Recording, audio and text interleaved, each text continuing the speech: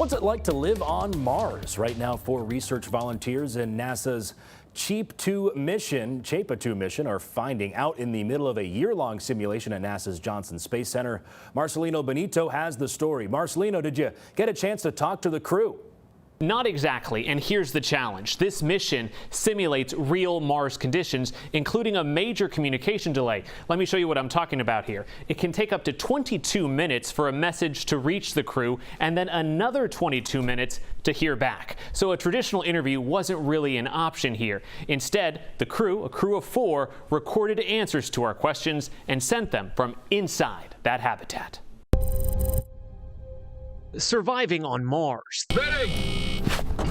The stuff of Hollywood films. But right now, what's happening inside the 1,700 square foot 3D printed Mars habitat is helping make future missions to the Red Planet more possible. Preparation for this mission is very similar to a long-duration military deployment. Commander Ross Elder, one of 4 research volunteers living and working in the habitat at the Johnson Space Center.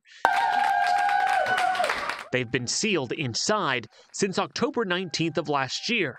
They won't come out until October 2026. I've been surprised at how quickly time passes here in the habitat. Your whole world collapses down to your surroundings and the task at hand. The crew kept busy. I colonized Mars. Much like astronaut Mark Watney in The Martian, they run experiments, grow crops, and troubleshoot problems as they pop up. We do spacewalks as well, either in a virtual reality environment or in a large orange sandbox outside the habitat. The mission designed to replicate what long-duration life on Mars could be like, including delayed communication, 15 to 22 minutes one way. This drives the crew to be a fairly isolated team. In other words, the crew largely on their own and expected to make decisions without immediate help from mission control. NASA's keen to investigate the effect that this time delay will have not only on our